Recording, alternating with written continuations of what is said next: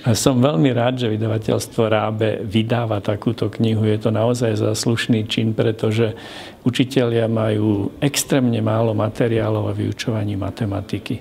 Vyučovanie matematiky nie je práve v ideálnom stave. Učíme nesprávnym spôsobom, učíme z nesprávnych kníh a učíme často matematiku, ktorú by sme už dnes nemali učiť.